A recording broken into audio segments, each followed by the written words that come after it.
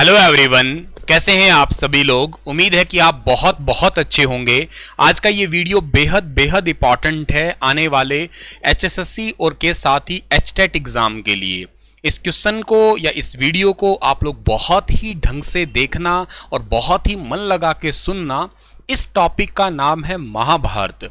वैसे तो ये टॉपिक बहुत ज़्यादा लेंथी है और बहुत ज़्यादा इसके अंदर डिटेल भी है, लेकिन हमें इन सभी डिटेल को तो पढ़ना है ही है, लेकिन ज़्यादा ज़रूरी है कि इसमें एग्जाम पर्सपेक्टिव क्वेश्चन बन पाए, वो चीज़ों को हम लोग थोड़ा ज़रूर समझ लें। वैसे तो आपने लॉकडाउन में महाभारत को देखा ही होगा, ठीक है, और अगर देखा है तो बहुत ढंग से आपको चीज़ें जल्दी याद हो जाएंगी या बहुत जल्दी आप लोग क्वेश्चनों को ठीक कर पाएंगे। फिर भी अगर नहीं भी देखा है तो कोई बात नहीं है, मैं आप लोगों की मदद कर रहा हूँ यहाँ पे। एग्जाम पर्सपेक्टिव जो चीज़ें या एग्जाम पर्सपेक्टिव जो क्वेश्चन बन सकते हैं उसको आपको समझा पाऊँ। वीडियो बहुत ज़्यादा लंबा ना बने, इसलिए मैंने पहले ही पीपीटी जो है ना वो डिज़ाइन कर ली है, ताकि आप लोगों को सिर्फ चीज़ें एक्सप्लेन कर सकूं या बहुत सारी चीज़ें याद करवा सकूं। सो आइए हम लोग इस सेशन की शुरुआत करते हैं दोस्तों। सबसे पहली और बहुत ही इंपॉर्टेंट सी बात, बेसिक से अगर हम लोग सीखने की स्टार्ट करें, महाभारत। देखिएगा, ये नाम शुरू के अंदर महाभारत नहीं था। अगर मैं इसके बिल्कुल बेसिक से लेके चलने की कोशिश करता हूं तो बिल्कुल शुरुआत के अंदर इसका नाम कुछ अलग था। और शुरुआत में इसका नाम जो है ना, मतलब क्या था, उससे पहले ये देखिएगा इसको बनाया किसने होगा। तो देखो, इसको बनाया था वेद व्यास जी जो है ना, उन्होंने इसका संकलन किया था, ठीक है। उन्होंने इसके बारे में जो है ना संकलन करता थे, लेकिन इसका लेखन कार्य किसी और ने किया। इसको संकलन तो किया था, इसका मतलब यूं कहिएगा, इसको बारे में बताया जो था वो तो वेद व्यास जी थे, महर्षि वेद व्यास, और इसका लेखन कार्य किया था भगवान श्री गणेश जी ने।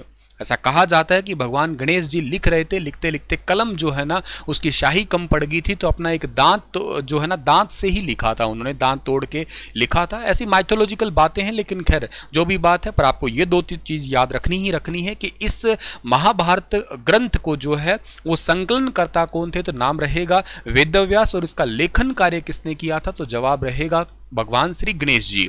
हाँ, महर्षि वेदव्यास जी का वास्तविक नाम क्या था ये जरूरी है, कृष्ण देवपायन। ये याद रखिएगा, कृष्ण देवपायन वेदव्यास इनका ये पूरा नाम था।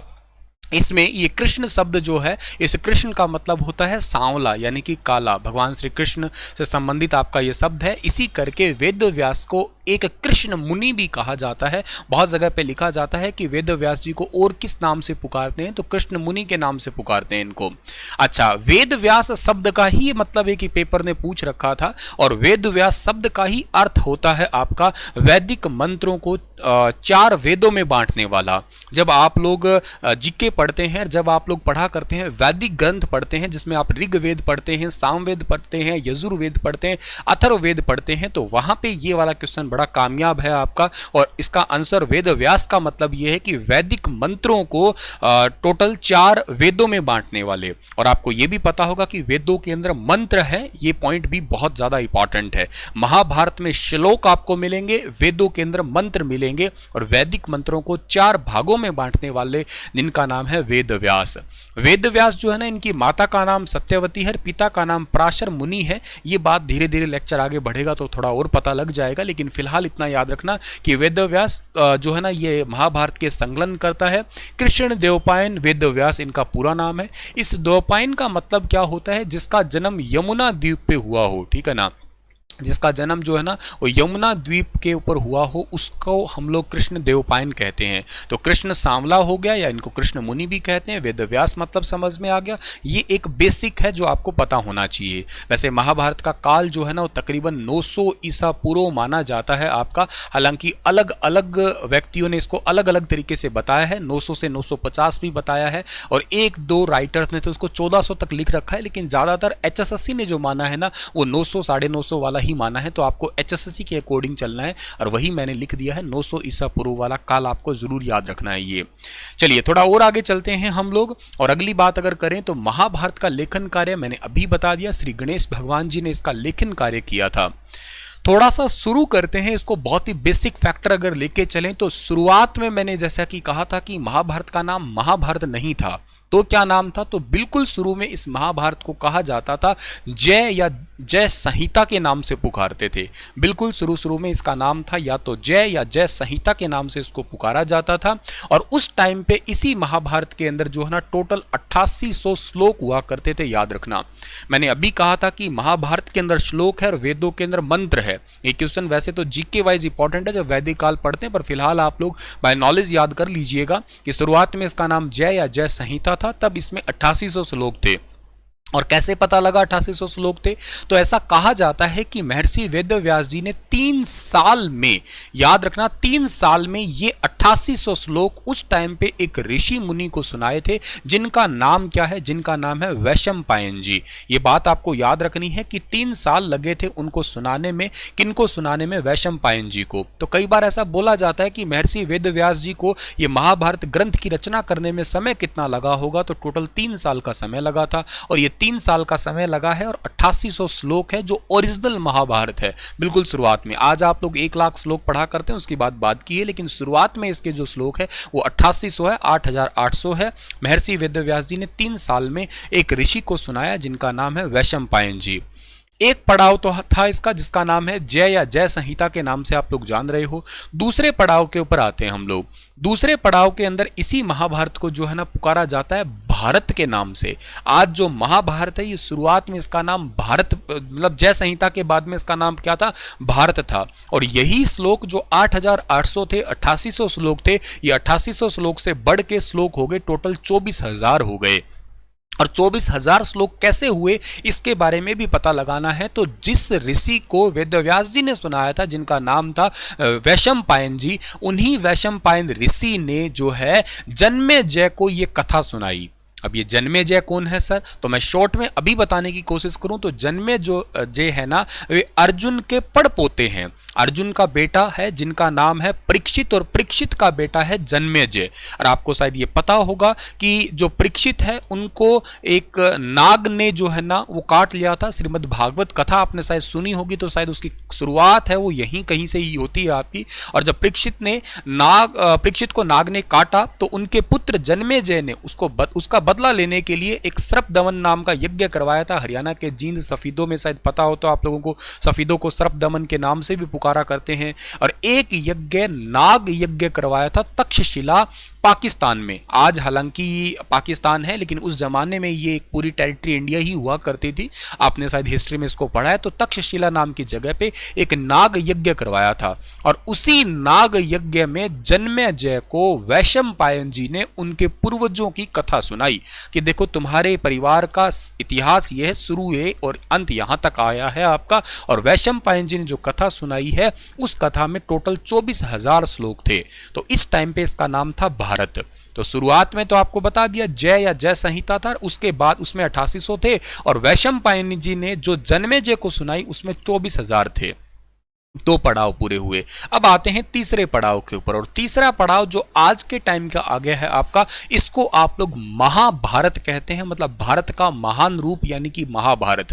और इसके अंदर आज वर्तमान में आप लोग जो है ना इसमें टोटल 1 लाख श्लोक पढ़ा करते हैं। तो ये तो इंपॉर्टेंट बात हो ही गई है कि वर्तमान में इसमें श्लोक कितने, तो 1 लाख है आपके पेपर पर्सपेक्टिव। और अब वो भारत में पूछे, जय संहिता में पूछे, तो आप इजिली बता सकते हो।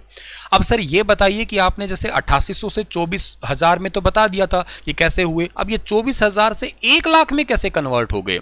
तो देखो पुराने इतिहास की अगर मैं बात करता हूं तो लोग कथा कहानियां बहुत करते थे, स्टोरी टेलर टाइप के हुआ करते थे, कुछ कथा कहानियां बताते थे। और आप लोगों को पता है जब एक इंसान से दूसरे इंसान के पास जब बातें बताई जाती हैं तो अपनी तरफ से भी कुछ वो जोड़ लेता है, ठीक है ना। इसलिए कहते हैं किसी के कहे सुने पे विश्वास नहीं करना चाहिए, क्योंकि हो सकता है उसने खुद ने कुछ 2 अपने शब्द जोड़ के, या हो सकता है उसमें कोई अलंकार लगा दिया होती शोक्ति, तो जिससे कोई हो सकता है बातों में कोई बदलाव आया हो। कुछ ऐसा ही समझिएगा कि बातों को बढ़ा चढ़ा के बताया गया। और ये बताने वाले कौन थे और सुनने वाले कौन थे और कथा कहानी का वक्त क्या था? तो एक्चुअली उस टाइम पे एक सोती नाम के ऋषि थे जिनको उग्र शर्वा ऋषि के नाम से भी जानते हो। सोती ऋषि या उग्र शर्वा ऋषि, इनको नेमिस अरण्य नाम का एक तीर्थ स्थल है, वहां पे 12 साल के एक यज्ञ के अंदर ऋषि शोनका या शोनका कुलपति ने बुलाया था। बता रहा हूं दोबारा, एक ऋषि थे जिनका नाम है सोती ऋषि या उग्र शर्वा ऋषि। इनको नेमिस अरण्य नाम की एक जगह है जहां पे 12 साल या 12 वर्षीय एक यज्ञ के लिए बुलाया था। उस यज्ञ में हजारों ऋषि मुनि आए थे। उस यज्ञ में सोती ऋषि को भी बुलाया गया था। किसके द्वारा? सोनका कुलपति या राजा सोनका, एक ही नाम है, इन्होंने बुलाया। और इसी 12 साल का जो यज्ञ चला था, बहुत बड़ी 12 साल बहुत बड़ी बात होती है। और 12 साल के दौरान जो है ना, ऋषि जो सोती ऋषि है या जो उग्र शर्वा ऋषि है, उन्होंने इस नेमिस अरण्य में इस महाभारत का या इस भारत का उपाख्यान किया, पूरा डिटेलिंग बताया। डिटेलिंग बता के क्या बताया कि ऐसे ऐसी कथा थी, कथा में उन्होंने पूरी कहानी बता डाली कि 1 लाख श्लोक में पूरी महाभारत बता दी। इससे पहले वाली जो बात हुई थी ना, वो मेन कहानी थी। मतलब ये समझ लीजिएगा कि नाग यज्ञ में सिर्फ मेन कहानी बताई थी, ऐसा कोई बहुत ज्यादा उसमें उपाख्यान नहीं था, डिटेलिंग नहीं थी। लेकिन इस महाभारत के अंदर पूरी डिटेलिंग बताई गई है। तो 3 पड़ाव आप लोगों को समझ में आ गए होंगे। पहला पड़ाव आपको समझ में आया जिसका नाम था जय या जय संहिता, समझ में आया। जय या जय संहिता का मतलब आपने समझ लिया कि जिसमें टोटल 8800 श्लोक थे और इसको महर्षि वेदव्यास जी ने 3 साल के समय में डिजाइन किया है। और ये समय 3 साल में जो है ना, इन्होंने एक ऋषि वैशंपायन जी को इसको सुनाया है। वैशंपायन जी ने आगे जो है ना इसको सुनाया है अर्जुन के पड़पोते या परीक्षित के बेटे को नाग यज्ञ के दौरान, जो तक्षशिला पाकिस्तान जो आज का है, वहां पे सुनाया गया। और अच्छा, वहां पे सब सुना दिया, पर उसमें 24,000 श्लोक हो गए। नाम था भारत। और इसका महान स्वरूप यानी कि महाभारत का स्वरूप जो है ना, वो आपको नेमिस अरण्य नाम की जो जगह है ना, वहां पे 12 साल का यज्ञ जो था, 12 वर्षीय यज्ञ, 12 साल मतलब 12 जिसको बोलते हो, सोती ऋषि जिसको उग्र शर्वा बोलते हो, उनको बुलाया गया था राजा शौनका द्वारा या शौनका कुलपति द्वारा। और वहां पे जो है ना, ये पूरी कथा कहानी में 1 लाख श्लोक हो गए। एक बात इंपॉर्टेंट होगी, यहां तक तुम्हें पक्का समझ में आ गया होगा। अब अगली बात पे जब आता हूं, तो महाभारत जो है ना, उसके अंदर टोटल 18 पर्व है और 100 उप पर्व है। ये उप पर्व तो तुम्हें इतना डिटेल में नहीं पढ़ना, क्योंकि तुम्हें कोई कथा कहानी या स्टेज पे जाके ऐसे महाभारत की कथाएं तो सुनानी नहीं है। लेकिन आपको ये 18 पर्व जरूर पढ़ने पड़ेंगे। इनके भी मेन हाइलाइट्स पढ़ने पड़ेंगे जो जो इंपॉर्टेंट है। आइए पहले मैं ये 18 पर्व का हाइलाइट्स बताता हूं आपको, उसके बाद की जो है ना वो कथा कहानी बाद में स्टार्ट करता हूं कि क्या है आपकी। आइए सबसे पहले ये आपके टोटल जो है ना, ये सारी बातें आपको बताऊंगा, सब चीजें समझाऊंगा, पर पहले आप लोगों को समझाता हूं कि ये 18 पर्व जो है ना, इनके इंपॉर्टेंस क्या है, इनमें कौन कौन से कैरेक्टर्स रहे थे और क्या क्या चीजें हमारे एग्जाम पर्सपेक्टिव इंपॉर्टेंट है।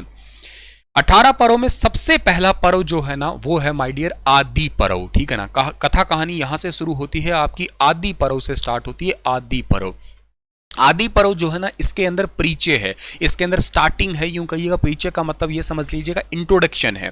किसका इंट्रोडक्शन है? राजकुमारों का जन्म हुआ है, लालन पालन है, कौरव कौन थे, पांडव कौन थे, इनके बारे में जो परिचय दिया गया है वही है। एक बार मैं सिर्फ ब्रीफ में बता रहा हूं, जो पेपर में आ सकता है बस उसी टाइप का, कहानी भी समझाऊंगा, रुकिए जरा।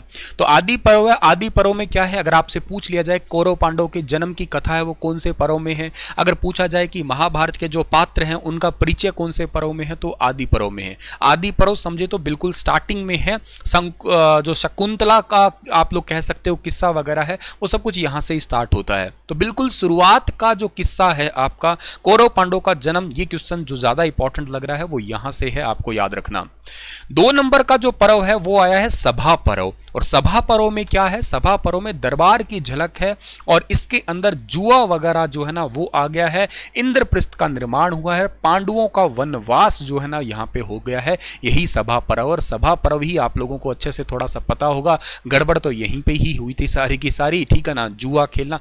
हालांकि युधिष्ठिर साहब की अगर बात करें, उनकी तरफ से माने राजा युधिष्ठिर की तरफ से कि जुआ खेल, उनको निमंत्रण दिया गया था दुर्योधन के द्वारा, मामा शकुनी के द्वारा, और वो ना जाते हालांकि, लेकिन उन्होंने कहा कि अगर कोई युद्ध में और खेल में निमंत्रण दे और ना जाए तो उसको अपमान माना जाता है, इसलिए तो चले गए।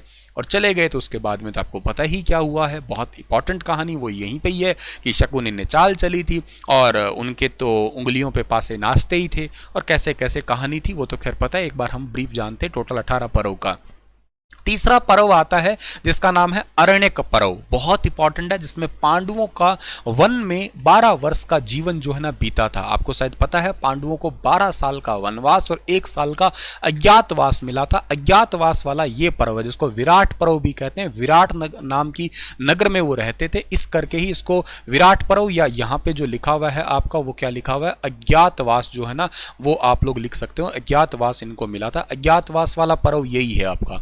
और राजा विराट के राज्य में अज्ञातवास नाम का जो है ना ये पर्व बिता रहे थे।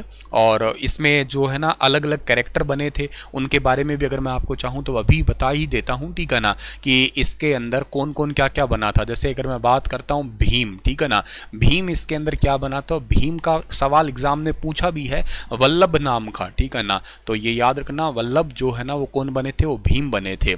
अच्छा, अर्जुन का पूछा जाता है कि अर्जुन जो है ना वो क्या बने थे, तो अर्जुन का याद रख लीजिएगा आप लोग, एक मतलब डांसर, मतलब एक म्यूजिक सिस्टम या यूं कहिएगा म्यूजिक सिखाने वाले थे, और उनका नाम जो है ना ब्रहन लल्ला, ठीक है ना, ये याद करना आप लोग, ब्रहन लल्ला, ठीक है ना, ब्रहन लल्ला ये कैरेक्टर था इनके पास।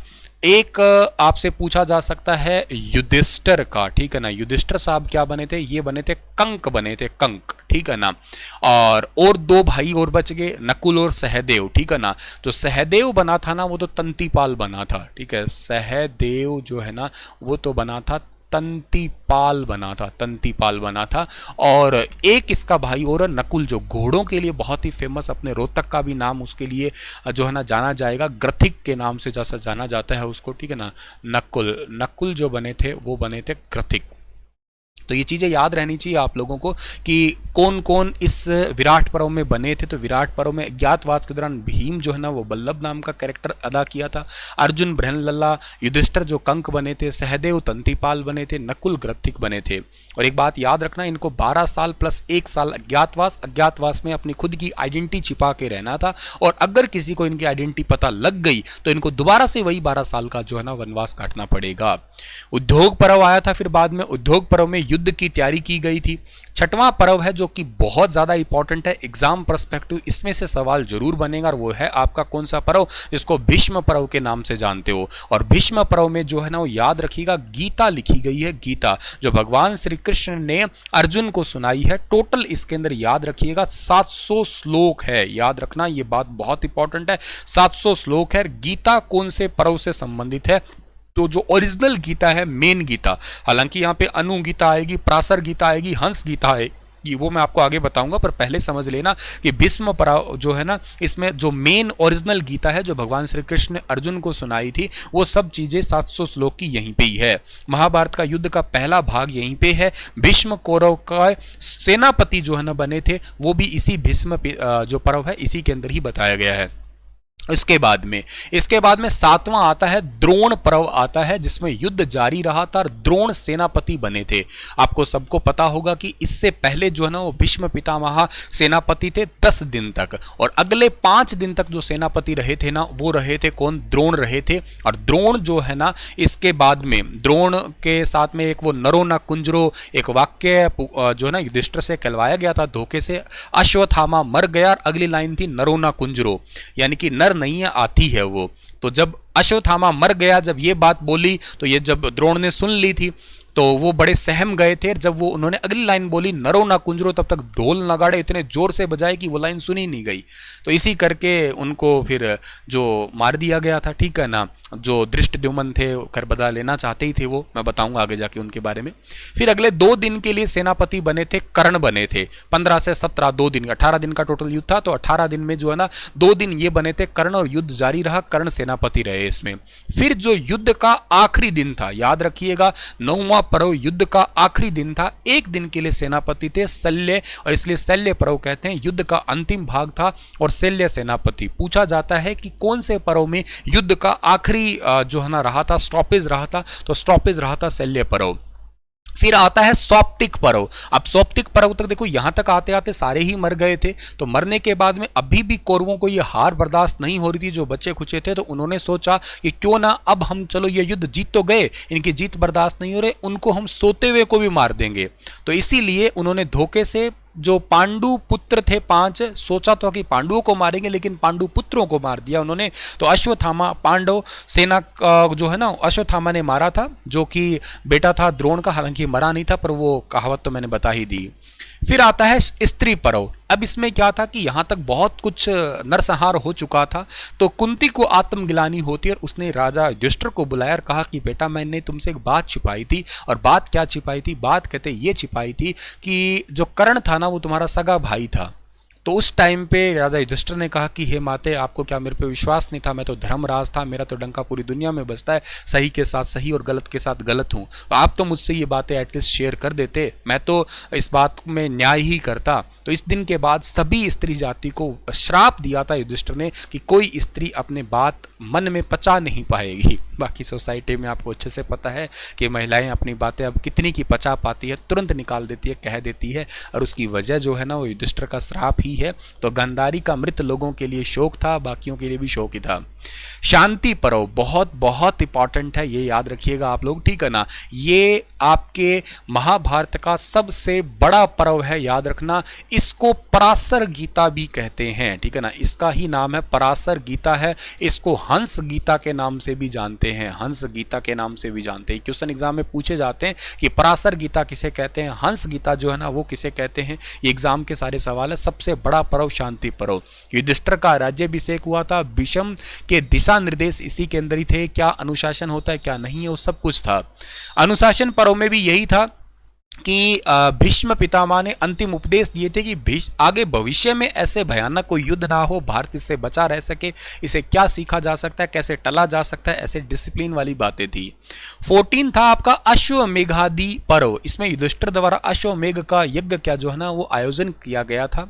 और अगला जो है आपका वो आश्रम वासिका पर्व, जिसके अंदर जो है ना क्या हुआ था कि धृतराष्ट्र, गांधारी और कुंती का वन में आश्रम के लिए प्रस्ताव, जो बच गए थे अब वो सारे के सारे वन की ओर जो है ना वो निकल दिए गया था। 15वां पर्व ये था आपका। उसके बाद में था 16वां मोसुल पर्व। इसमें क्या था कि बेसिकली तो बहुत ज्यादा इंपॉर्टेंट है, मैं कहूंगा। इसमें यह था कि युद्ध जीतने के बाद में कृष्ण जो है ना, कृष्ण भगवान चले गए थे, गांधारी के पास मिलने गए थे। तब गांधारी ने भगवान श्री कृष्ण को श्राप दिया कि हे कृष्ण, अगर तुम चाहते ना तो मेरा बेटा बच सकता था दुर्योधन। क्योंकि आपको शायद याद होगा, मतलब एक वज्रदेह, एक मतलब ना उनको वो शक्ति देनी थी एक्चुअली। कहा कि अगर दुर्योधन को कहा था गांधारी ने कि तुम निर्वस्त्र होकर मेरे आगे आओ और मैं तुम्हें एक शक्ति प्रदान करूंगी, उसके बाद में तुम कभी मरोगे नहीं। लेकिन जिस दिन वो निर्वस्त्र होकर जा रहे थे तो भगवान श्री कृष्ण बीच में मिल गए। फिर तेरे को शर्म नहीं आ रही, तुम आके आगे नंगा होके जा रहे, हर ऐसे मन विचलित कर दिया। तो कहा कि तुम चाहते तो युद्ध भी रुक सकता था, तुम चाहते तो इस युद्ध का परिणाम कुछ और हो सकता था। तुम्हारी वजह से मेरा पूरा खानदान नष्ट हो गया, मेरे सारे बच्चे हैं वो मर गए हैं। जैसे मेरा खानदान नष्ट हुआ है वैसे तुम्हारा भी खानदान नष्ट हो जाएगा। और ये सतयुग था तो इनका श्राप भी लग ही गया। 35 वर्ष के बाद में 36वें वर्ष में कुछ ऐसा हुआ कि एक बहुत बड़ी बाढ़ आई, सारे यादव कुल का जो है ना नाश हो गया है उसके अंदर। और के साथ साथ इनके यादवों के जो बच्चे हैं उन्होंने एक मजाक किया था ऋषियों के साथ, शायद तुमने कथा कहानी सुनी होगी। कढ़ाई पेट पे बांध ली थी और ऋषि मुनि बैठे थे, विश्वामित्र ऋषि वगैरह बैठे थे, इनके पास में गए और कहा बताओ ये एक गर्भवती महिला है, इसका क्या पैदा होगा, इसमें क्या पैदा होगा। तो ऋषियों को तो पता था कि ये तो मजाक कर रहे हैं। उन्होंने बात ईगो पे ली, श्राप दिया, कहते इसमें ना लड़का पैदा होगा ना लड़की पैदा होगी, इसमें वो पैदा होगा जो तुम्हारे कुल का नाश करेगा। तो इन्होंने बाद में डरते हुए अपने नाना जी को ये बात बताई, उग्रसेन को। ये उन्होंने क्या किया, उस कढ़ाई को बिल्कुल पीस के समुद्र में बहा दी। और समुद्र में बहाने के बाद में जो समुद्र की लहरों के कारण जो है ना वो तट पे आके और एरावत नाम की एक घास उगी। और वो वहां पे जब यादवों की बाढ़ आई, आपस में लड़ाई वगैरह हुई, तो उस एरावत घास इतनी तीखी घास की वो तलवार की तरह बनी और सारे कट कुट का के मर गए। एक कील बची थी छोटी सी, इसमें एक वो बहरूपिया आपको पता ही है, जिसमें भगवान श्री कृष्ण ऐसे ललाट पांव ऊपर करके बैठे थे, तो तीर चलाया, उसको लगा कि कोई यहाँ पे कोई जीव है, जंतु है, तो उस पांव में वो तीर लगा था और भगवान श्री कृष्ण भी स्वर्ग सिधार गए। मतलब ऐसी माइथोलॉजिकल कथाएं हैं। इनके श्राप के कारण देखो, भगवान को भी श्राप लग गया था, हम तो चीज ही क्या है, खैर हमें भी श्राप लगा ही हुआ है, समझ लो, ठीक है ना। तभी तो पेपर नहीं हो रहे वगैरह वगैरह सारी कहानियां हैं, ठीक है। 17वां पर्व, ये बहुत छोटा सा पर्व है, इसको महाप्रस्थानिक पर्व कहा जाता है और ये महाप्रस्थानिक पर्व है, इसी को याद रखिएगा, सबसे छोटा पर्व है ये, सबसे छोटा पर्व अगर आपसे पूछ लिया जाए तो वो यही है आपका। इसी को अनुगीता के नाम से भी जानते हैं, ठीक है ना, अनुगीता। 3 गीता बता दी मैंने, एक मेन गीता 6वें में, 12वें में बता दी पराशर गीता और हंस गीता, और 17वें में बताइए अनुगीता, सबसे छोटा पर्व। 18वां पर्व है पांडवों की स्वर्ग यात्रा जो है ना, इसके अंदर हो गई है आपकी, और 18वें पर्व को ही महाभारत का जो है ना वो कहा जाता है महात्म्य कहा जाता है, ठीक है ना। ये महात्म्य था, सारे पांडव आपस में जाके, पांडव करो सारे स्वर्ग में जाके मिल जाते हैं, आत्मा शुद्धि हो जाती है और दोबारा आपस में मिलते हैं स्वर्ग में जाके। फिर खिल भाग आता है, हरिवंश पर्व जिसको कहते हैं, महाभारत का खिल भाग भी कहते हैं। इसमें विशेषकर भगवान श्री कृष्ण के बारे में ही जनरली वर्णन आता है आपका। ये कहानी तुम्हें समझ में आई होगी, होपफुली तुम्हें समझ में आई होगी। अब देखते हैं हम लोग थोड़ा सा शुरुआत देखते हैं इसका, कि और भी कहाँ पे था आपका इसका शुरुआत। बिल्कुल मैं स्टार्टिंग में लेके चलता हूँ कि क्या क्या बातें रही होगी। इस चार्ट के थ्रू जो है ना आपको मैं समझाने की कोशिश करता हूँ कि इसके अंदर क्या था आपका यहाँ पे, ठीक है ना। बिल्कुल शुरू में देखते हैं हम लोग, तो मैं आपको थोड़ा सा ज़्यादा ही डिटेल में बताने की कोशिश कर रहा हूँ ताकि थोड़ा इंटरेस्टिंग भी लगे और के साथ में थोड़ा चीज़ें याद भी हो जाए, है ना। तो देखो, पुराणों के अनुसार ब्रह्मा जी से जो है ना अत्रि पैदा हुए थे। बिल्कुल स्टार्टिंग से करें हम लोग, अत्रि से चंद्रमा पैदा हुए थे, चंद्रमा से बुध थे, बुध से इला नंदन पुरुरवा का जन्म हुआ, उनसे आयु, आयु से नहुस, नहुस से ययाति, ययाति से पुरु, पुरु से भरत और भरत से कुरु, और कुरु से जो है ना शांतनु। इस कुरु पे आके मैं थोड़ा रुक जाता हूँ। आपके हरियाणा के जो अंदर कुरु पड़ता है, कुरुक्षेत्र पड़ता है, इस बात को जरूर याद रखना, कुरुक्षेत्र। हरियाणा के अंदर इस कुरुक्षेत्र को आप लोग 48 कोस की भूमि कहा करते हैं। और सबसे पहले यहाँ पे 7 प्रकार के वन हैं, जिनमें आप लोग शीत वन पढ़ते हैं, अदिति वन पढ़ते हैं, काम्यक वन पढ़ते हैं, सूर्य वन पढ़ते हैं, और आप लोग यहाँ पे जो है ना ये वन पढ़ा करते हैं, दैतक वन पढ़ा करते हैं, कई सारे वन पढ़ते हैं। तो यहाँ पे इन वनों के अंदर ही जो है ना सबसे पहली बार हल चलाया गया था। बहुत लगातार 3-4 महीने तक लगातार हल चलाया गया था। हल चलाते टाइम पे जो है ना ऐसा कहा जाता है कि भगवान विष्णु जी आए थे और पूछा कुरु से कि आप ये हल चला क्यों रहे, यहाँ पे क्या बीज बोना चाहते हैं। तो उन्होंने कहा कि मैं ना यहाँ पे क्षमा, दान, तप ऐसे बीज बोना चाहता हूँ। भगवान विष्णु जी चौंक गए, कहते ऐसे कैसे बीज होते हैं, ये तो कोई बीज होते ही नहीं, ठीक हमारा तथास्तु लगे रहो। थोड़े दिनों बाद में इंद्र आए, इंद्र ने भी सेम ही क्वेश्चन पूछा था कि बताओ आप यहाँ पे कौन सा बीज बोना चाहते हैं। तो उन्होंने भी सेम ही जवाब दिया, समादान तप वगैरह बोना चाहता हूँ मैं, ठीक है ना। और अपने कहते ऐसा बीज नहीं होता तो अपने हाथ पांव काट काट के ऐसे लगाने लगे। कहते अंग मत काट, आपको वरदान दिया जाता है कि इसी धरती पे जो है ना इतना अन्न पैदा होगा। उन्होंने वरदान पूछा था तेरे को चाहिए क्या, कहते मेरे को चाहिए ये बहुधान्य प्रदेश हो, जहाँ जहाँ पे मेरा पसीना बहा था वहाँ वहाँ पे खूब सारा अन्न, खूब सारा धन पैदा हो। इसी करके आप पहले हरियाणा को महाभारत काल से अगर पुकारा जाए ना तो शायद याद होगा आप लोगों को, बहुधान्यक प्रदेश कहा करते हैं, बहुधान्यक प्रदेश के नाम से पुकारते हैं इसी वजह से ही। हालांकि इसको श्रीकंठ जनपद के नाम से भी पुकारा गया है अगर कोई याद हो तो। और श्रीकंठ जनपद जो है ना हरियाणा को कब कहा गया था, श्रीकंठ जनपद तो हरियाणा को जो है ना नागवंश के राजाओं ने कहा था। श्रीकंठ जनपद ये तो कहा था नागवंश के राजाओं ने, नागवंश के जो राजा थे ना उन्होंने इसको कहा था। कुरु से बहुधान्यक से पहले ये हरियाणा के अंदर हुआ करता था, कुरु जंगाल के नाम से भी पुकारा गया है इसको, क्योंकि जंगल हुआ करता था समझ लीजिएगा। और इन्होंने राजा कुरु ने हल जोत के जो है ना यहाँ पे द्वैत वन जो था, याद रखिएगा सबसे पहले द्वैत वन में हल चलाया था। ये क्वेश्चन भी बहुत ज़्यादा इंपॉर्टेंट है। सबसे पहले जो है ना द्वैत वन के अंदर हल चलाया गया था। 7 वन थे, 7 वनों में द्वैत वन के अंदर सबसे पहले हल चलाया गया था। ये 48 कोस भूमि पे कुरुओं द्वारा ही, तो ये कुरु जंगाल होता था पहले, या 48 कोस का क्षेत्र और लगभग 156 किलोमीटर का एरिया तकरीबन बहुधान्यक वगैरह। खैर आगे कहानी को पढ़ें तो कुरु के बाद में आए शांतनु। शांतनु की कहानी यहां से स्टार्ट करता हूं मैं। आइए इस चार्ट से समझाने की कोशिश करता हूं, मोस्ट प्रॉब्ली आपको सब चीजें समझ में आ जाएगी। आइए देखते हैं हम लोग। देखो कुरु है, कुरु से कुरु का बेटा है शांतनु, ठीक है ना। शांतनु की शादी होती है किससे, गंगा से शादी होती है। अच्छा, गंगा ने जब शादी हुई तब शांतनु से ये कहा कि मैं जो भी कुछ करूं आप मुझे प्लीज टोकिएगा मत, मुझे कभी भी ऐसे पूछिएगा मत कि क्या काम कर रहे हो, मुझे कभी भी पूछना मत किसी काम के लिए, टोकना मत, मैं कुछ भी करूं। तो शांतनु ने कहा ठीक है भाई, हमें क्यों ही बोलना है, ठीक है ना, करते रहो आप कोई भी काम। तो गंगा और शांतनु की जब शादी हुई, ठीक है, तो इनका पहला बच्चा हुआ। पहला बच्चा होते गंगा नदी में छोड़ आई। इसने कहा ये क्या हो गया भैया, पर बोलना नहीं था, करें क्या। दूसरा हुआ तब भी, तीसरा हुआ तब भी, चौथा, पांचवा, छठवां, सातवां, 7 बच्चे हुए, सातों के सातों गंगा के अंदर, सातों पुत्रों को गंगा के अंदर। तो 8वां जब हुआ तब ये लेके चली, तो इन्होंने कहा रुको रुको जरा सुनो, कहते क्या हुआ, भांग पी ली क्या, वो क्या गया, मतलब हर भारी ऐसे गंगा में जा रही है।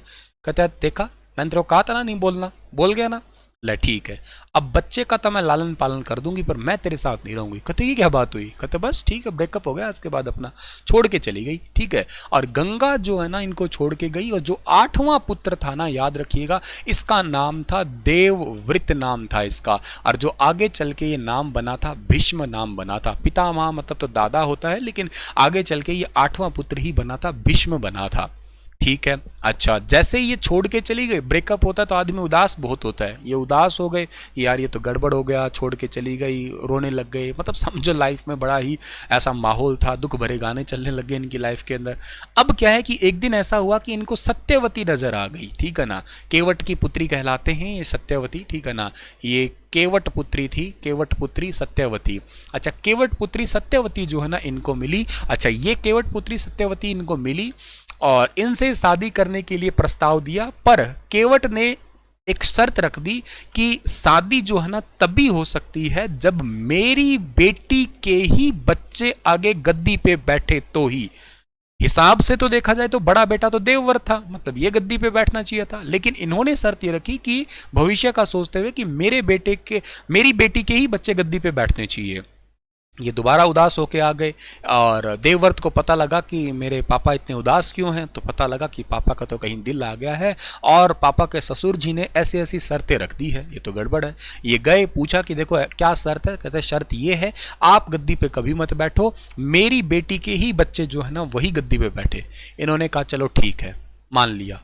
कहते मेरी दूसरी शर्त भी माननी पड़ेगी। कहते क्या, कहते आगे तीसरी पीढ़ी में मेरी बेटी के बेटों के भी बेटे गद्दी पे बैठेंगे, वो भी आपके नहीं बैठने चाहिए। कहीं आप सोचो कि चलो आपके बेटे नहीं बैठे लेकिन आपके पोते बैठ जाए। कहते अरे वाह यार, बड़ा दिमाग पाया। कहते चलो ठीक है, ये भी मान लिया।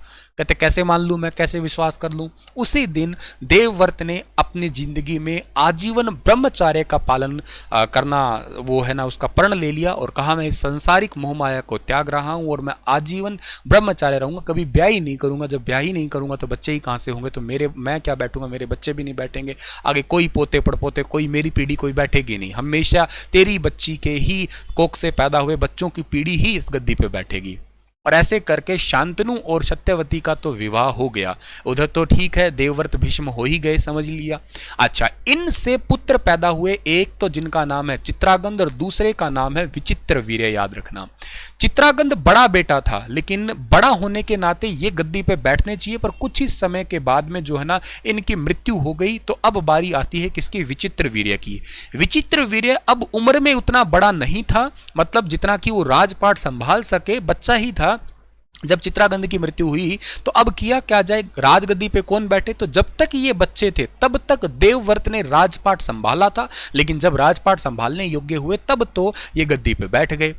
एक दिन की बात, जब ये स्वयंवर में गए, एटलीस्ट पहले का जमाना बहुत अच्छा होता था कि लड़कियों को अपने खुद के मनपसंद के वर चुनने की आज़ादी हुआ करती थी, ठीक है। इस मामले में तो ऐसा ही समझो कि एक स्वयंवर जो था ना उसमें गए, तो सभी राजा देवव्रत को देख के, यानी कि भीष्म पितामह को देख के हंसने लगे। कहते तुमने तो भैया आजीवन प्रण लिया था। किस चीज का प्रण, कि मैं तो आजीवन जो है ना वो ब्रह्मचार्य का पालन करूंगा, लेकिन आप इस स्वयंवर में क्या करने आए हो। तो इन्होंने कहा कि मैं स्वयंवर में जो आया हूं ना, मैं आया हूं अपने भाई विचित्रवीर्य के लिए, और अपने भाई विचित्रवीर्य को जो है ना मैं इस स्वयंवर में उनकी शादी के लिए आया हूं यहाँ पे, ठीक है। तो चलो, उसके बाद में एक्चुअली स्वयंवर को जीत लिया था इन्होंने, और जीत के इनको जो है ना टोटल 3, मतलब यूं समझिएगा कन्याओं का एक साथ इनको दी गई थी, ठीक है ना। और 3 कन्या जो थी ना, उनमें से एक थी अंबिका, एक थी अंबालिका, और एक का नाम यहाँ पे लिखा नहीं है, एक का नाम है अंबा, ठीक है ना, अंबा। ये 3 थी। अच्छा, ये भीष्म और विचित्रवीर्य, अंबिका, अंबालिका और अंबा, ये सारे प्रस्थान होते हैं अपने घर की तरफ। तो बीच के अंदर जो है ना वो एक व्यक्ति है जिनका नाम आपको याद रखना है, शालव, ठीक है ना। ये शालव कौन है सर? ये शालव नाम का व्यक्ति जो है ना ये अंबा का आशिक है, और इसने भीष्म पितामह के साथ में जो है ना वो लड़ाई करी है। किस लिए? अंबा को पाने के लिए। लेकिन भीष्म पितामह तो आप लोग जानते ही हैं, आसानी से जीत ही गए और ये शालव हार गया। घर आने के बाद में अंबा आई और रोई भीष्म के आगे कि देखो ऐसा था कि मैं तो उसे इल्लू इल्लू करती थी, मेरे तो उसके साथ ही प्रेम मोहब्बत प्यार था, आपने गड़बड़ कर दिया। कहता है अरे मर जानी, पहली बता दे बार, ठीक है ना। तो कोई बात नहीं है, वो दोबारा गया शालव के पास। देख भाई शालव, यार मेरे को पता नहीं था कि तुम्हारी दोनों की सेटिंग है, तो एक काम करो तुम कर लो ब्याह, कोई चक्कर नहीं है, ठीक है ना, तुम रख लो। अब शालव की ईगो पे बात आ गया। कहता है ऐसे कैसे, सब राजाओं के बीच में मेरी बेइज्जती हुई है, इंसल्ट हुई है, मेरी तो ईगो हर्ट होगी, अब तो मैं ना रखूं इसको, है। कहते ये तो गड़बड़ हो गया यार, है तुम ना रखूं। तो अब क्या है, वापिस आया अपने भाई विचित्रवीर्य को कहा, कहते यार चलो छोड़ दे, मरण दे, तू लेके ही आया था शादी करके इनको, तो रख ले, तू रख ले। कहता ना, इसकी तो कहीं और सेटिंग थी, इसका तो कैरेक्टर ही ठीक नहीं है, मैं तो नहीं रखता। अरे तेरी, अब तो गड़बड़ हो गया। फिर दोबारा गया शालव के पास में, कहते रख ले यार, क्या मतलब तुम्हारी पहले सेटिंग थी, तुम अब क्या नखरे कर रहे हैं। कहता ना, मेरा तो बस ईगो हर्ट होगी, मैं तो अब नहीं रख सकता। ऐसे इधर से उधर, उधर से इधर जो है ना ये गई। तो अंबा जो है ना इतनी परेशान हो गई, और अंबा परेशान हुई ना तो अंबा बेसिकली जो है ना मतलब वहां पे क्या कहते हैं, जंगलों में जाके तपस्या करी, और तपस्या करी और इसके साथ साथ जो है ना अंबा ने लड़की से लड़के का रूप धारण कर लिया, और वो नाम क्या है, शिखंडी है। और मतलब यूं है कि इतना कहिएगा इसको, जो मुनियों से, ऋषि मुनियों से जो है ना श्राप दिलवाने की कोशिश में है कि मेरी भीष्म पितामह की वजह से आज ये हालत है, वो भी इसी तरीके से कभी इधर कभी उधर, उसको सांस ना आए, शेष नैया पे मतलब सॉरी बाण शैया पे सोए, ऐसा कुछ। तब वो क्या कहते हैं, एक श्राप वाली कहानी तुमने सुनी होगी, मैं बहुत ही शॉर्ट करने की कोशिश कर रहा हूँ। तो लास्ट के दिन भीष्म पितामह के आपको ही पता है कि किस तरीके से उत्तरायण होते तक वेट किया, तब तक बाण सैया के ऊपर वो सोए पड़े रहे। वो शिखंडी वाला कैरेक्टर जब भी आया तो समझ लेना कि शिखंडी की आड़ लेके अर्जुन ने जो है ना वो बाण सैया से बीन दिया था भीष्म पितामह को। तो ये शिखंडी कैरेक्टर आगे आएगा, देख लेना, वो वही है, अंबा ही शिखंडी है एक्चुअली, ठीक है। खैर ज्यादा कहानी में ना जाके आगे चल। इधर का एक ये चार्ट क्या है सर, ये वही है, सत्यवती और पराशर की भी शादी हुई थी, ठीक है ना, जिससे पुत्र व्यास पैदा हुआ, वो मैंने अब भी बताया था आप लोगों को। ये पराशर की शादी मतलब ये पराशर मुनि है वरदान से, वैसे वाली शादी नहीं, उधर तो शादी शांतनु से होगी, पराशर मुनि के वरदान से, ठीक है ना। इनसे एक व्यास, और व्यास जिनकी वजह से पूरी महाभारत है संकलन करता है, मैंने बताया था आपको ये। अच्छा आगे सुनो अब कहानी। अब आगे है कि विचित्रवीर्य और अंबिका, इन दोनों से एक बेटा पैदा हुआ है जिसका नाम है, बड़ा बेटा है धृतराष्ट्र। और विचित्रवीर्य और अंबालिका, ठीक है ना, अंबालिका जो है ना, इनसे एक पुत्र पैदा हुआ है जिसका नाम है पांडु, अपना हरियाणा का अंबाला जिसको जानते हो आप लोग, ठीक है ना। माता अंबिका की वजह से नाम पड़ा हुआ, शायद अंबालिका मंदिरों की वजह से आपने पढ़ा भी होगा ये, ठीक है। खैर तो चलो, अब बड़ा बेटा तो धृतराष्ट्र है, पर धृतराष्ट्र जो है ना जन्म से अंधे हैं, तो अंधे होने के चलते हुए, अंधा है ये व्यक्ति, तो इसी के चलते ये तो राजपाट संभाल नहीं पाएंगे। अब राजा कौन बनेगा, राजा तो बन गया पांडु। गांधारी इनकी पत्नी है, इनकी शादी गांधारी से हुई, और गांधारी ने अपने जीवन में प्रण ले लिया कि अगर मेरे पतिदेव आप अंधे हैं तो मैं भी अपनी जिंदगी में जो है ना हमेशा पट्टी बांधे रखूंगी। एक सवाल पेपर में पूछा जाता है कि गांधारी ने अपने जीवन में कितनी बार जो है ना आंखों से पट्टी को खोला था, कितनी बार अपनी आंखों से पट्टी को जो है ना खोला था। तो याद रखिएगा, गांधारी ने अपने जीवन के अंदर जो है ना 2 बार पट्टियों को खोला था।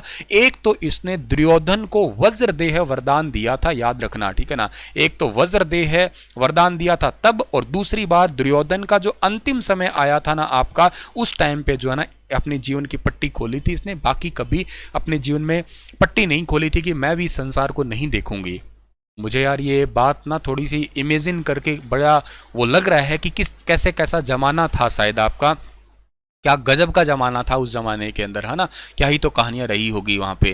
खैर धृतरा, एक शांतनु और सावित्री, सॉरी सावित्री का भी किस्सा आता है ना, सावित्री और सत्यवान का किस्सा भी है वो। खैर चलो आगे जाके बताता हूँ, पहले इसको सुनो कि धृतराष्ट्र और गांधारी है, तो इनसे ये तो 2 हो गए आपके। इसका भाई जो है ना वो शकुनी है, बड़ा इंपॉर्टेंट कैरेक्टर प्ले किया है इन्होंने तो।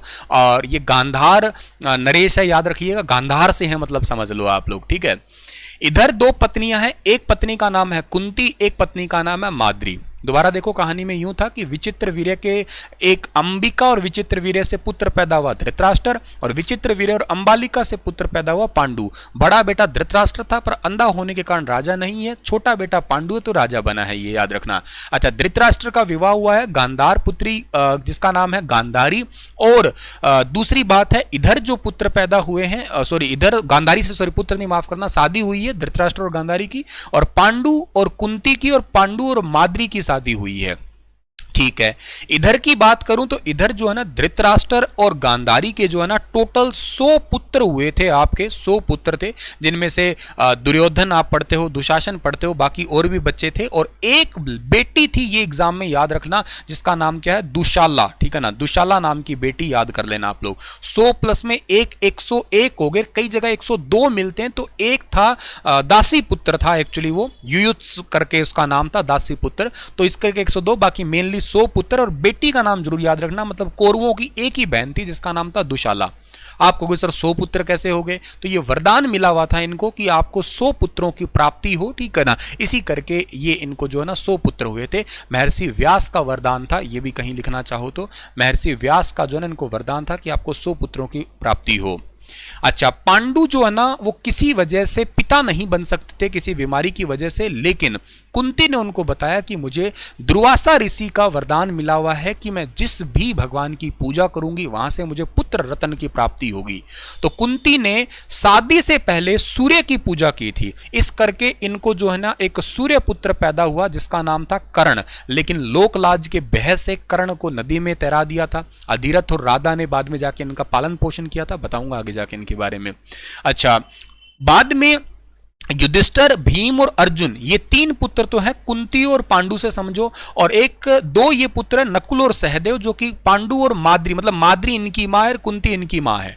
तो सर ये किन की पूजा करने से हुए होंगे, ये भी इंपॉर्टेंट है आपका लिए। ठीक है ना, धर्मराज की पूजा करने से, कहां लिखे इनको, यहीं लिख देते हैं। धर्मराज जो है ना, धर्मराज की पूजा करने से पैदा कौन हुए थे, युधिष्ठिर। इसी करके आज के टाइम में आप लोग धर्मराज युधिष्ठिर के नाम से जाना करते हैं उनको। भीम जो पैदा हुए थे वो वायुदेव की पूजा करने से पैदा हुए थे। ठीक है ना, वायुदेव से ये पैदा हुए। और तीसरे अर्जुन जो थे ना, ये पैदा हुए थे इंद्रदेव की पूजा करने से। ये क्वेश्चन एग्जाम के लिए जरूरी है। पहले नंबर पे ये थे, दूसरे पे ये थे, और तीसरे पे ये थे।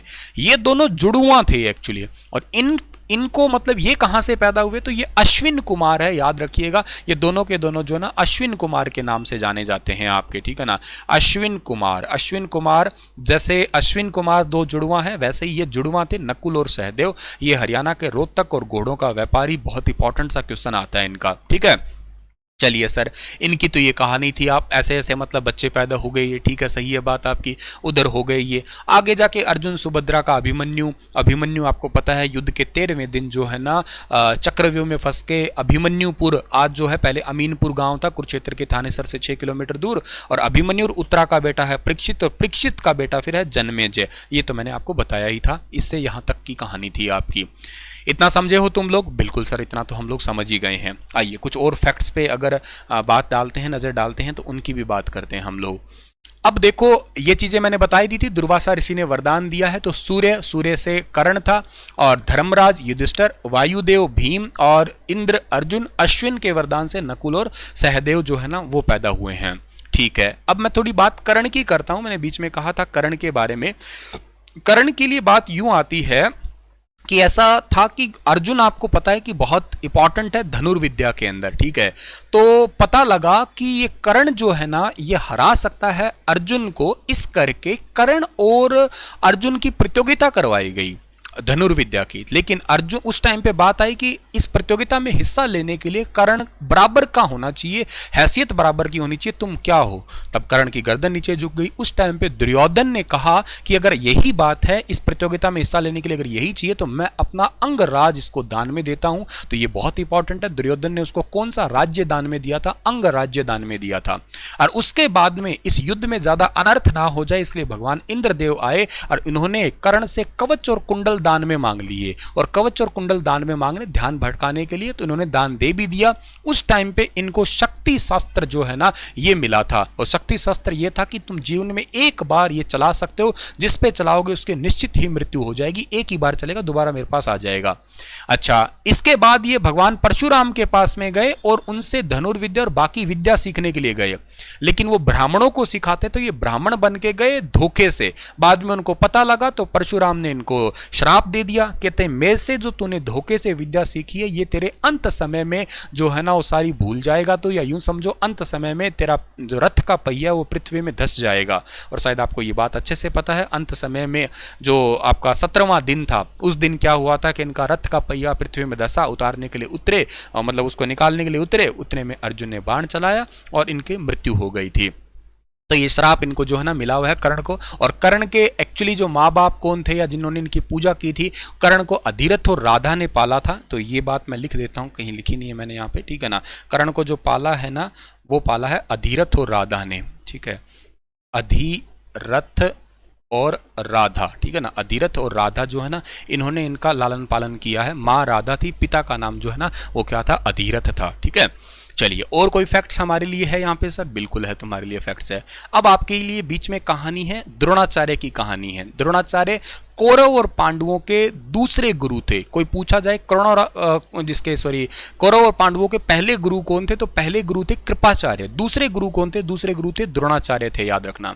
द्रोणाचार्य देहरादून, जिसको पहले द्रोण नगरी कहते थे, भारद्वाज ऋषि के पुत्र, और भारद्वाज आश्रम में पढ़ाई करा करते थे। इनके साथ में पढ़ते थे पांचाल, नरेश, द्रुपद भी पढ़ते थे। जब साथ में पढ़ते तब बातें ऐसे करते थे, बचपन में वादे कर ही लिया करते, कहते यार जब मैं राजा बन गया ना तो तेरे को अपना आधा राज्य दान में दूंगा। बड़े हुए द्रुपद नरेश, तो द्रुपद तो बन ही गए, पांचाल नरेश राजा बन गए। तो ये द्रोणाचार्य चले गए उनके पास में, कहते बेटा तूने कहा था यार बचपन में मेरे भाई, तूने कहा था ऐसा कि तू आधा राज्य देगा। तो कहते तो बचपन की बात थी, मेरे से बात करने के लिए, मेरे से मित्रता रखने के लिए, कहता आप दोस्त हैं, दोस्त किस बात के, कहते मेरे से दोस्ती रखने के लिए मेरी जैसी हैसियत चाहिए तेरे को, तेरी हैसियत ही क्या है। इनको लगी बात ईगो पे, ये परशुराम के पास में गए। परशुराम उस टाइम पे दान दे रहे थे, सब कुछ बंट गया था। इन्होंने कहा फिर भी आपके पास जो है वो दे दीजिए, और वो है आप मुझे अपनी धनुर्विद्या सिखाइए। उनसे ये सीखे। सीखने के बाद में कौरव पांडु वाले उस इलाके में गए, तब युधिष्ठिर, बच्चे खेल रहे थे, युधिष्ठिर की अंगूठी कुएं में पड़ गई थी। इन्होंने एक सींग से, बाण से इस अंगूठी को कुएं से निकाल लिया था। तो ये बात पता लगी फिर आगे जाके धृतराष्ट्र को, तो उन्होंने, धृतराष्ट्र ने इनको अपने दरबार के अंदर इन बच्चों को इस धनुर्विद्या सिखाने के लिए कहा। धनुर्विद्या सिखाई गई। इन्होंने बदला लेने के लिए पहले जो है ना गुरु दक्षिणा में बदला लेने के लिए कहा कि पांचाल नरेश द्रुपद को मेरे पास बंदी बना के लाओ। तो पहले दुर्योधन और कर्ण को भेजा तो वो हार गए। फिर बाद में अर्जुन को भेजा तो अर्जुन तो जीत के आए थे, और उस टाइम पे पांचाल नरेश से आधा राज्य ले लिया और आधा उसको दे दिया, और कहा मैं तो इससे मित्रता रखना चाहता हूँ, मित्रता के लिए हैसियत बराबर चाहिए, तो इसलिए आज आप वापस दोस्त बन रहे हैं। ये बात पे ईगो तो लगा था उसके बेटे को, जिसका नाम है द्रुपद, माफ करना, बेटे का नाम है धृष्टद्युम्न। द्रुपद के दो बच्चे, द्रौपदी का वो मछली की आंख बेचने वाला आपको पता होगा, उससे संवर से जीत लिया था, पर धृष्टद्युम्न को बुरा लगा था, और इसी ने फिर बाद में द्रोणाचार्य का वध किया था, जो मैंने अभी तुम्हें उन पर्वों के अंदर बताया था, पर्वों के दौरान कहानी बताई थी ये, ठीक है। चलिए सर, ये बात भी हमारे पास में हो गई है, या याद करने वाली बात हो गई है, ठीक है। उसके बाद में आपके पास में जो आती है, ये तो चीज़ें मैं आपको समझा चुका हूँ, ठीक है ना। इधर आइएगा और आप लोग,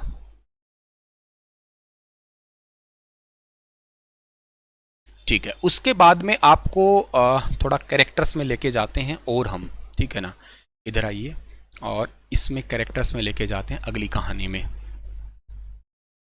ये तो खैर बहुत ज़्यादा डिटेल होगा, आप बाद में देखना। इसके पात्र देखते हैं कौन कौन क्या कहते हैं। अभी मैंने समझाया, अभिमन्यु बताया, अर्जुन के वीर पुत्र थे, कुरुक्षेत्र में वीर गति को प्राप्त हुए थे। कौन से दिन हुए थे? 13वें दिन हुए थे। कौन से गांव के अंदर हुए थे? अमीन गांव के अंदर हुए थे। अमीन गांव कहाँ पड़ता है? ये गांव पड़ता है थानेसर से 6 किलोमीटर दूर पड़ता है, याद रखना, जिसका आज नाम जो है ना वो क्या हो गया है? आज नाम इसका हो गया है अभिमन्युपुर हो गया है, ये भी याद रखना। चक्रव्यूह में फंस गए थे। चक्रव्यूह में फंसने के कारण हुए थे, इनको चक्रव्यूह में जाना तो आता था, आना नहीं आता था, दिक्कत ये थी। तो पहले कहा गया था, पांडवों ने कहा था कि बेटा हम छुड़ा लेंगे, पर पांडवों को जाने नहीं दिया, तो चक्रव्यूह में फंसा के धोखे से मारा गया था। अंबा शिखंडी पूर्वजन्म में अंबा नामक राजकुमारी बता दिया। अंबिका विचित्र वीर्य की पत्नी पूछा जा सकता है। अंबालिका पूछे तो भी आपको याद रह जाएगा। अर्जुन देवराज इंद्र द्वारा जो है ना कुंती पुत्र और पांडु का पुत्र था और एक धनुर्धारी था ही था, आपको पता है। अच्छा, बब्रू वाहन अर्जुन और चित्रागंध का पुत्र था, ठीक है ना, चित्रागंधा का पुत्र था, कहीं कैरेक्टर का नाम ये आए तो। बकासुर पूछे तो महाभारत काव्य में असुर जिसको भीम ने मारकर एक गांव वासियों को जो है ना रक्षा की थी। इस कहानी पे आते हैं कि एक्चुअली ये कहानी क्या थी। आपको पता होगा कि दुर्योधन ने जो है ना एक वर्णावत के अंदर एक लाक्षा ग्रह का निर्माण करवाया था, ठीक है ना। दुर्योधन जो है ना, दुर्योधन ने किन को मारने के लिए, पांडवों को मारने के लिए जो एक जगह है वारणावत, आगे फोटो आएगी, यूपी की है, ठीक है ना, वारणावत। वारणावत के अंदर जो है ना एक निर्माण करवाया था जिसका नाम है लाक्षा ग्रह। ये लाक्षा ग्रह क्या होता है? लाख का बना हुआ घर होता है जो जल्दी आग पकड़ जाए। और बनवाया किससे था? एक मंत्री था जिसका नाम था पुरोचन। इस पुरोचन मंत्री से डिजाइन करवाया था। हालांकि इनको पता लग गया था कि ये जो है ना क्या कहते हैं आपका वर्णावर्त है, ये हमें मारने के लिए है, तो इसी करके जो है ना ये सारे के सारे पांडवों ने एक सुरंग बनाई और रातों रात वहां से गायब हुए, गांव में जाके रहने लगे। उस गांव के अंदर बकासुर नाम का एक राक्षस था, ठीक है ना। और ये क्या करता था, सबसे खाना तो लेता ही था लेकिन खाना के साथ में जो खाना देने जाता उसको भी ये खा लेता था। ये सारे के सारे भाग के एक कुम्हार के घर रहे थे, तो कुम्हारिन को कुंती ने कहा कि आज मेरा बेटा भीम जाएगा उसको खाना देने के लिए।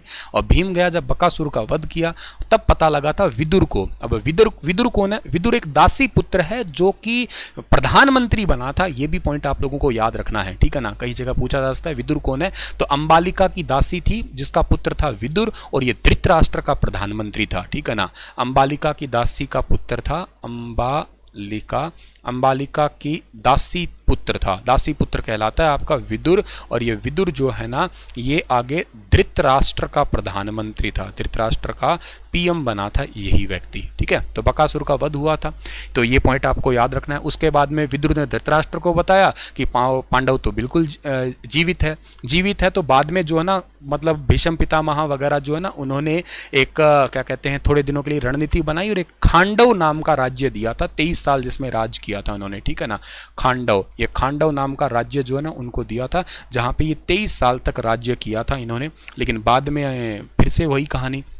भीष्म नाम देववर था, शांतनु गंगा का पुत्र, मैंने सब बता दिया। द्रौपदी की जो पुत्री जो अग्नि से प्रकट हुई है, और द्रुपद की पुत्री थी, और द्रौपदी पांचों पांडवों में अर्धांगिनी थी। उसे आज प्राचीनतम नारी वादिनियों में से जो है ना एक माना जाता है। ये तो पॉइंट आपके लिए है ही है, इंपॉर्टेंट है, ठीक है।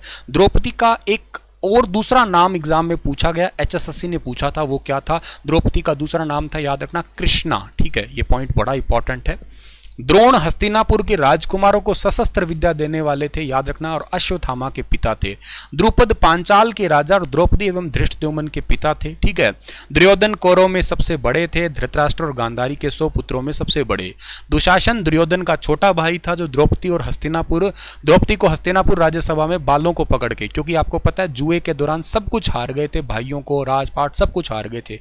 तब शकुनी ने कहा तुम्हारे पास हारने के लिए एक चीज तो और भी है, और वो क्या है? द्रौपदी है। द्रौपदी को सभा में बुलाया गया तो उन्होंने मना कर दिया कि पहले तुम ये पूछ के आओ युधिष्ठिर से कि पहले वो जुआ हारे थे या मुझे हारे थे। तो युधिष्ठिर ने कहा कि ये जवाब द्रौपदी मुझे आके ही मांग ले, पर वो आई नहीं। तो फिर जो है ना बाद में यही दुशासन ही केस पकड़ के लाया था। उस टाइम पे भगवान श्री कृष्ण को याद किया था कि हे द्वारकाधीश आओ और मेरी रक्षा करो। ये कहानियां तुमने सुनी होगी। एकलव्य द्रोण का महान शिष्य था, जिसने गुरु दक्षिणा में गुरु द्रोण को अंगूठा ही दे दिया था, और द्रोणाचार्य की वजह से आप लोगों को खैर गुरुग्राम वाला तो याद है ही है, ठीक है ना, एरिया।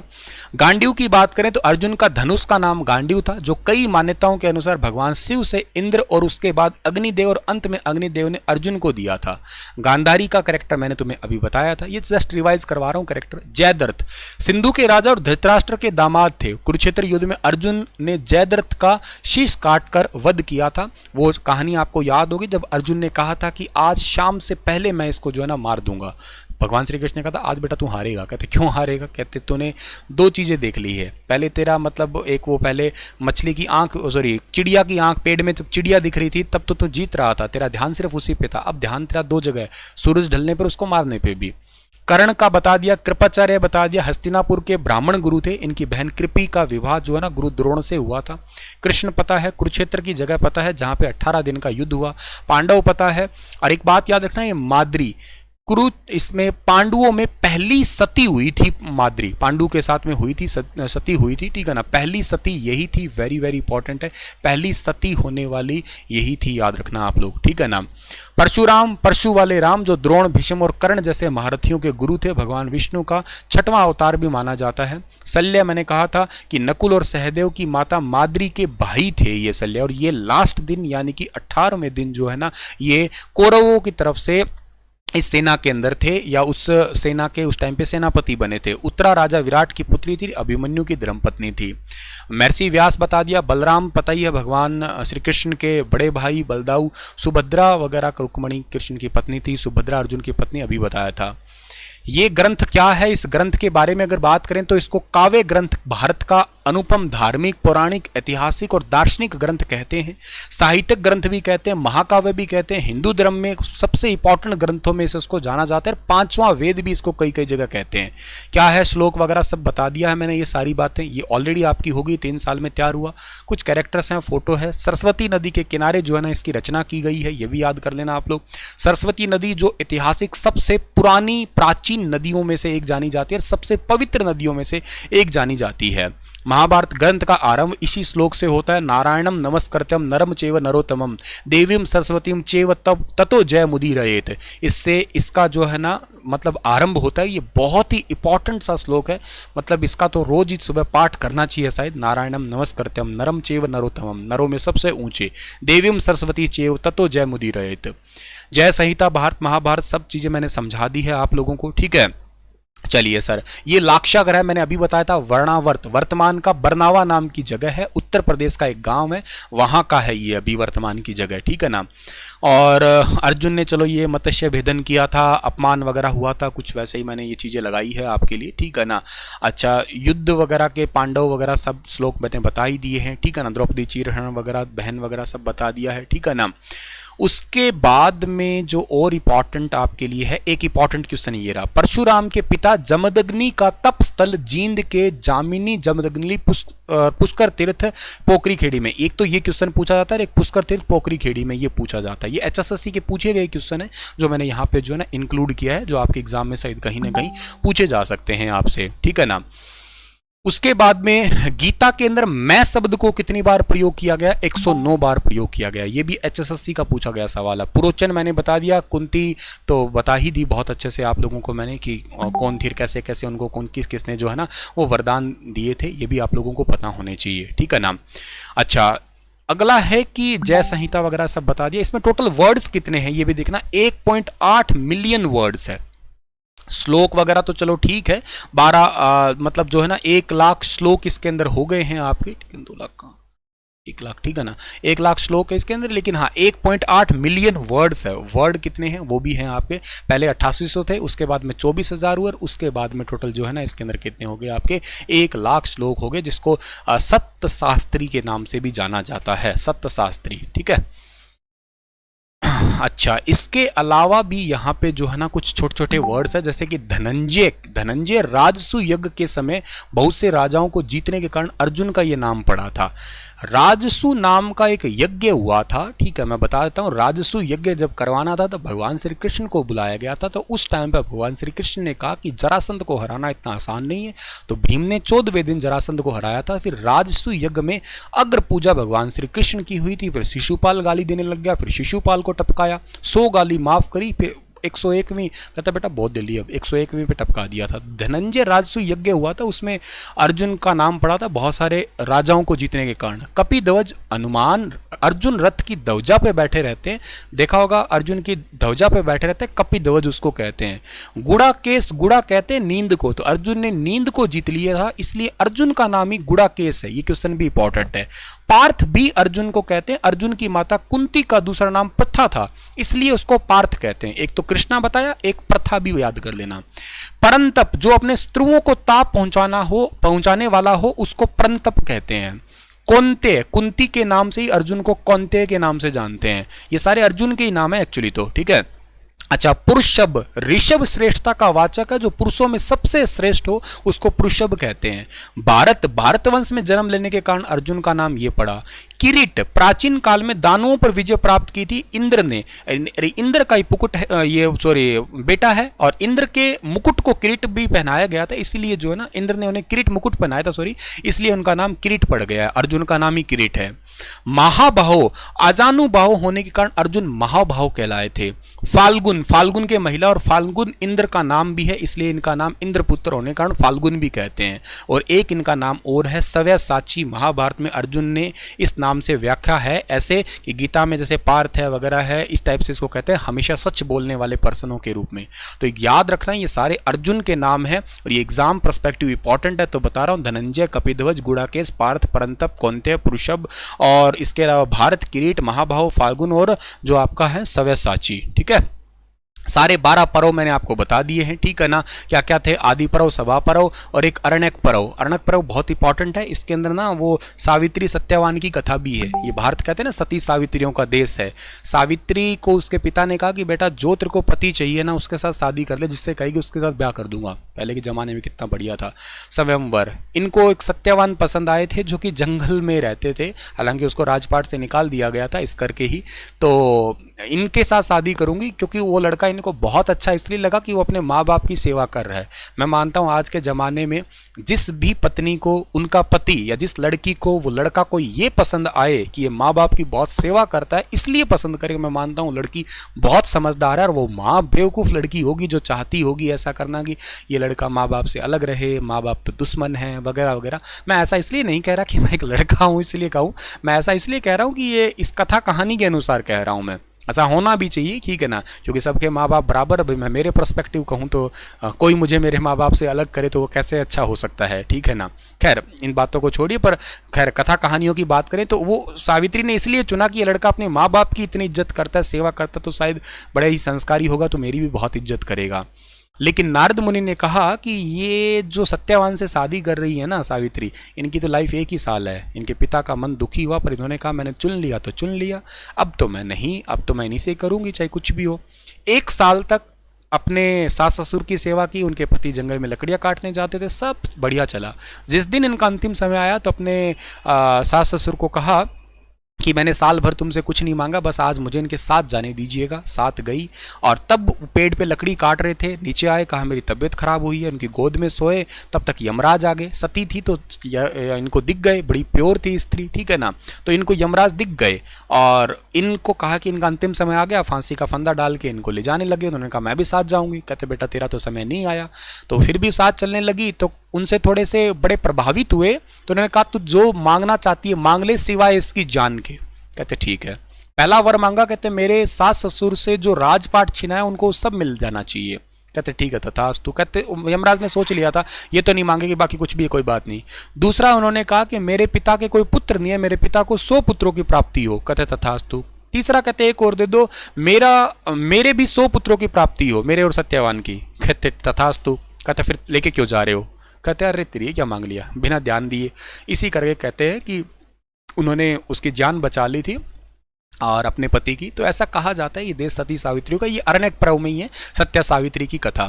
विराट पर्व, उद्योग पर्व, भीष्म पर्व सब बता दिया, द्रोण पर्व, कर्ण पर्व, शल्य पर्व, सौप्तिक पर्व, स्त्री पर्व, सब कहानी आपको समझा चुका हूं मैं, ठीक है ना। ये सब चीजें आपकी हो चुकी है, कंप्लीट हो गई है ये, ठीक है। अब फटाफट फाइनली इसके जो है ना वो क्वेश्चन भी लगा लेते हैं हम लोग कि कौन कौन से इसके अंदर जो है ना वो क्वेश्चन है या इंपॉर्टेंट क्वेश्चन हमारे जो है ना इसके अंदर क्या बन सकते हैं हमारे लिए। वो है महाभारत के रचयिता कौन थे?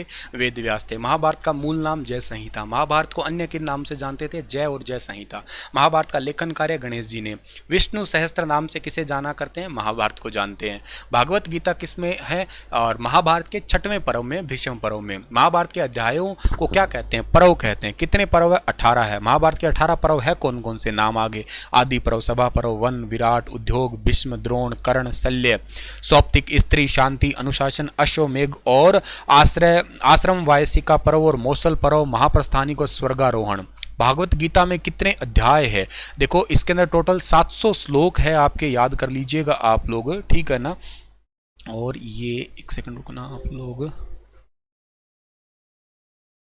18 अध्यायों का वर्णन है। एक सेकंड में आपको दिखा दूं ये, ठीक है, आ जाओ यहाँ पे, ठीक है ना। दिखा फिर भी नहीं क्या, पर कोई बात नहीं, मैं लिख देता हूँ कहीं पे आपके लिए।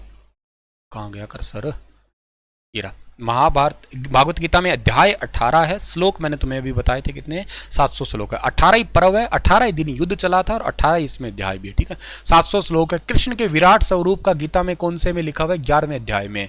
भागवत गीता में सबसे बड़ा अध्याय कौन सा, 18वां, सबसे लास्ट वाला।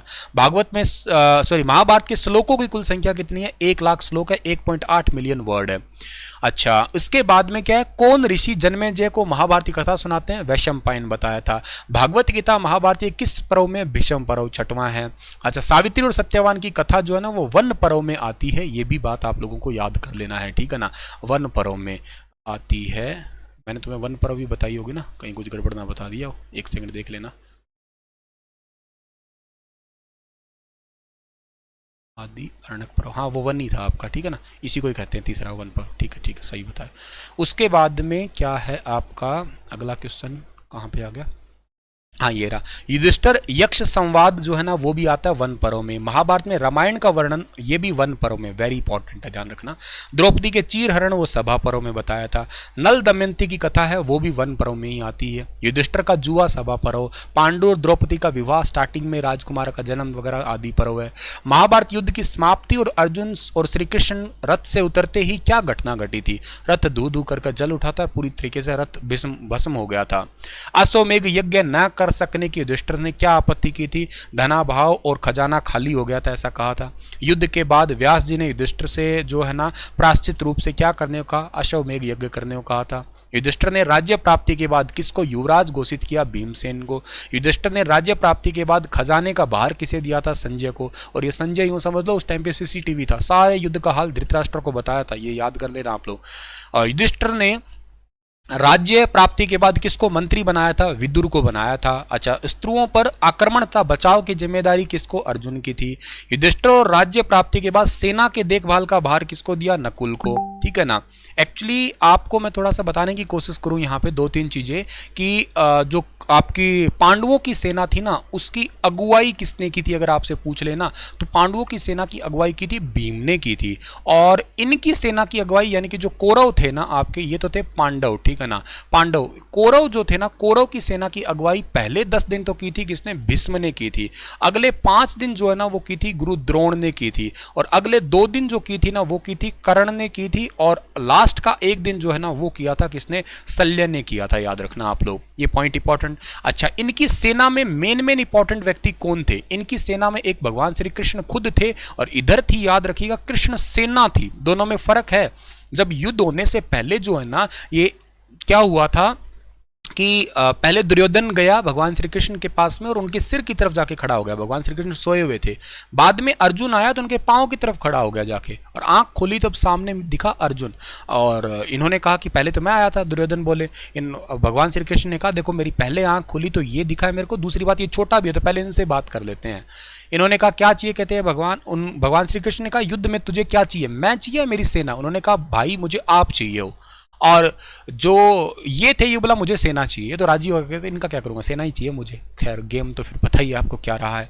तो यहाँ पे कृष्ण थे, यहाँ पे कृष्ण सेना थी, ये इंपॉर्टेंट है। इसके अलावा यहाँ पे अभिमन्यु नाम का वेरी इंपॉर्टेंट, इनका एक बेटा जिसका नाम घटोत्कच, भीम का बेटा, ठीक है, घटोत्कच जो है ना ये इन्हीं के साथ में था। शिखंडी जिसका आड़ लेके वो बाण चलाई थी, धृष्टद्युम्न, वो भी सब यहाँ पे ही थे।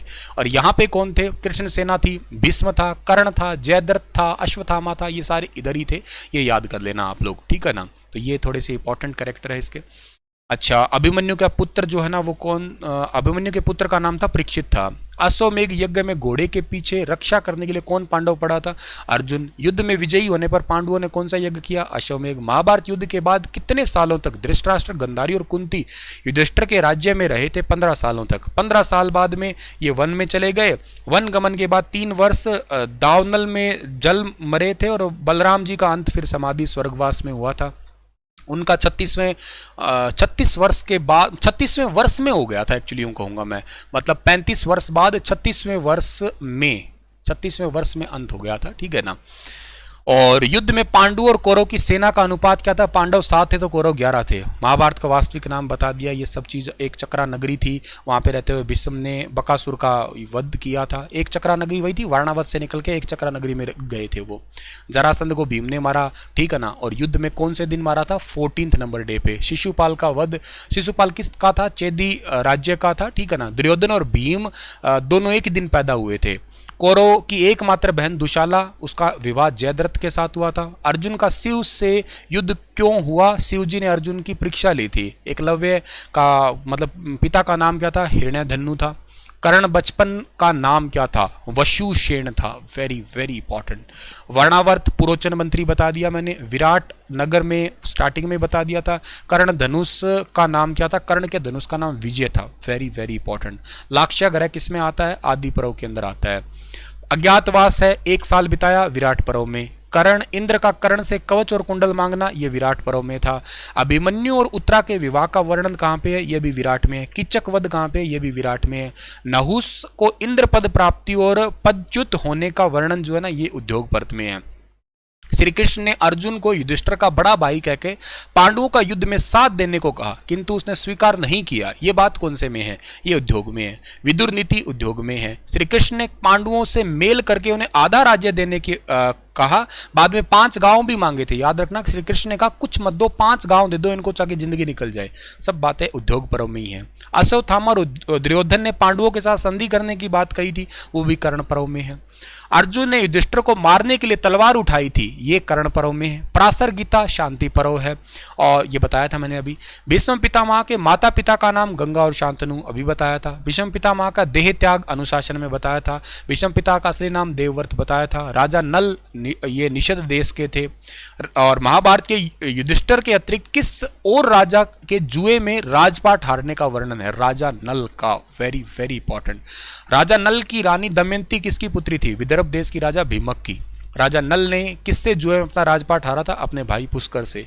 वसुदेव की बहन कौन थी? पृथा थी, और जिसको आप लोग कहते हो कुंती के नाम से, राजा सूरसेन की पुत्री थी। सती सावित्री के पति का नाम सत्यवान था, मालती अश्वती सत्यवान, ठीक है ना। शांतनु सत्यवती, ये तो बता दिया। द्रोणाचार्य किसके हाथों मारा गया? द्रुपद का बेटा धृष्टद्युम्न, बता दिया। द्रोणाचार्य के बाद कौरवों का सेनापति कर्ण। द्रोणाचार्य ने कितने दिन सेनापति का भार संभाला? 5 दिन तक संभाला था, मैंने बताया था आपको। 5 दिन के बाद में नरो न कुंजरो एक वाक्य बुलाया गया था युधिष्ठिर से, ठीक है ना। कभी झूठ नहीं बोलते वो, लेकिन उन्होंने से कहा कि तुम ऐसे बोलो, तुमको ये बोलना है कि अश्वत्थामा मारा गया, वो हाथी का नाम था, और अश्वत्थामा मारा गया। फिर अगली लाइन बोली थी नरो ना कुंजरो, नर नहीं हाथी है, ये बात संस्कृत में बोली। जब ये लाइन बोली तब तक तो बहुत ढोल नगाड़े इतने जोर से बजाए कि उनको सुना ही नहीं। तो उनको हराना आसान तो नहीं था, पर ऐसे हराया। अर्जुन के पुत्र इरावन का वध हुआ था अलम्बुश के द्वारा। दुर्योधन के पुत्र लक्ष्मण का वध हुआ था, अभिमन्यु ने किया था। दुर्योधन के पुत्र का नाम लक्ष्मण था। Very very important. युद्ध में भीम ने किसकी भुजाएं तोड़ के प्रतिज्ञा पूरी की? दुशासन की। दुशासन का वध भीम ने ही किया था। कृपाचार्य द्वारा दुर्योधन को संधि करने के लिए सलाह दी थी कर्ण की मृत्यु के बाद में, लेकिन मानने कहां। दुर्योधन ने कौन से दिन कर्ण की? 17वें दिन मारा था, ये आपको पता था, मैंने अभी बताया था। कर्ण अर्जुन ने मारा था, ठीक है ना। अच्छा, इनको छोड़ो, इसको द्रौपदी के 5 पुत्रों का वध किया था, अश्वत्थामा ने तलवार से काटा था इनको। और कर्ण के बाद में शल्य आया था। शकुनी का वध किसने किया था? ये बहुत इंपॉर्टेंट है, सहदेव ने कांटा निकाला था ये तो, ठीक है। शकुनी का वध हुआ कौन से दिन था? 18वें में। शल्य की मृत्यु के बाद दुर्योधन ने क्या कहा था? वह भागकर एक सरोवर में छिप गया और पांडवों ने उसका पीछा किया, युद्ध के लिए ललकारा। किसी एक व्यक्ति के साथ लड़ने का वादा लेने के बाद वह सरोवर से निकला और भीम के साथ युद्ध में मारा गया था। शल्य का वध युधिष्ठिर के द्वारा ही हुआ था, ठीक है ना। उसके बाद महाभारत में युद्ध के बाद पांडवों की ओर से कौन 2 जीवित बचे, मतलब कौन कौन बचे थे? 5 पांडव, श्री कृष्ण और सात्विक जो है ना, ये बचे थे। युद्ध के बाद कौरवों में कौन बचे थे? कृपाचार्य, कृतवर्मा, अश्वत्थामा, युयुत्स, विदुर, संजय। अंतिम 3 युद्ध जो है ना, ये लड़े ही नहीं थे। सत्यवती के पुत्रों का नाम चित्रांगद और विचित्रवीर्य बता दिया था। धृतराष्ट्र ये हो गया था। अंबालिका, पांडु सब पहले बता दिया था। अंबा प्रथा। माद्री किस प्रदेश की राजकुमारी थी? वेरी वेरी इंपॉर्टेंट है, मध्य देश की थी, याद रखना आप लोग, ठीक है। ये सब चीजें सब समझा चुका हूं मैं। गुरु की मूर्ति एकलव्य, भगवान श्री कृष्ण का जन्म मथुरा, सब पता है। कृष्ण के सारथी का क्या नाम था? दारुक था, ठीक है ना, दारुक था। पांडवों के पुरोहित का नाम क्या था? दौम्य ऋषि था, ठीक है ना। उसके बाद में भीष्म कितने दिन सेनापति रहे, शल्य कितने दिन रहे, सब बात कर चुके हो आप लोग। चक्रव्यूह में फंस के 13वें दिन मरे थे, बता दिया। द्रोणाचार्य ने चक्रव्यूह की रचना की थी, वेरी वेरी इंपॉर्टेंट है ये। चक्रव्यूह की रचना वाले दिन अर्जुन कहाँ थे? सप्तकों के साथ युद्ध करने गए थे, ठीक है ना। और चक्रव्यूह में फंसने के बाद अभिमन्यु को कितने महारथियों ने मिलके मारा था? 6 लोगों ने मिलके मारा था फिर भी। उसके बाद हाँ ये रहा। महाभारत युद्ध के कौन से दिन कृष्ण अपनी प्रतिज्ञा तोड़कर चक्र उठाकर भीष्म को मारने दौड़े थे? 9वें दिन दौड़े थे, ठीक है ना। एक ये भी इंपॉर्टेंट है। और कौन सा इंपॉर्टेंट है? हाँ, भीष्म पितामह कितने दिन सरसैया पर सोए थे? 58 दिन सोए थे। उत्तरायण सूरज होने का इंतजार कर रहे थे वो, ठीक है। जरासंध 14वें दिन मारा गया था, मल देश का था, मल युद्ध के अंदर, ठीक है। और भीम वगैरह ये चीजें हो गई है। हाथी का नाम, अश्वत्थामा नामक हाथी किसका था? मालवा के राजा इंद्रवर्मन का ये था, जिसका बड़ा इंपॉर्टेंट चर्चा है ही है इसके अंदर, ठीक है ना। अच्छा, उसके बाद द्रौपदी पांचाल हो गया। अभिमन्यु की माता का नाम सुभद्रा था, ठीक है, पहले ही हो गया, ठीक है, बस फिनिश।